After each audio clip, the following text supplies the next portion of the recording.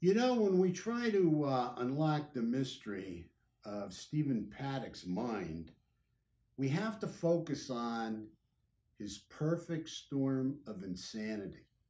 And what made up this perfect storm of insanity in Stephen Paddock? And I think we have to start at the beginning. And I think we have to look at his childhood. And we have to look at the abuse in his childhood. And, I can't show there was any physical abuse, but I can show there was emotional abuse. I can see the neglect when his father wasn't around. I can see the abandonment when his father wasn't around. And, the strongest link to anger and, progressive anger is disconnect with specific gender parent, father to son. And there was definitely a disconnect between Stephen and his father. And then we have him growing up in a shame-based household where his childhood was strictly shame-based because of his father being this notorious bank robber and finally getting arrested by the FBI.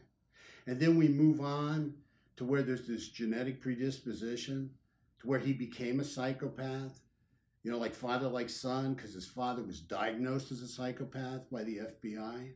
And then finally we have all this pathological gambling where we have this depletion of neurotransmitters. Every time he continued to gamble, he continued to stimulate various neurotransmitters and brain chemicals, but in the end, they become depleted.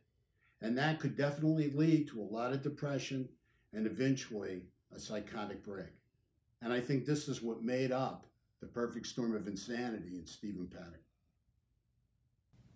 And what I would like people to take away from this video series is the erratic behavior we see sometimes in people that are mentally ill.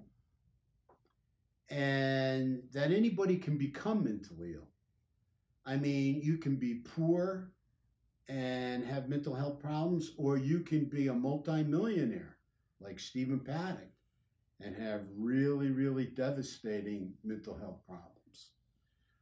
For me, the most important thing is for you to be on guard, and if you see something that you think is really bizarre behavior or heading towards violent behavior that has to do with somebody you specifically know has weapons and can do harm to themselves or to others, is that you report it. Report it, report it, report it. If you see it and it looks dangerous and it looks bizarre and it looks like somebody could be involved in a mental health conflict, report it. That's what I'd like you to take from this video series. And I appreciate you watching. Thank you so much, and have a nice day.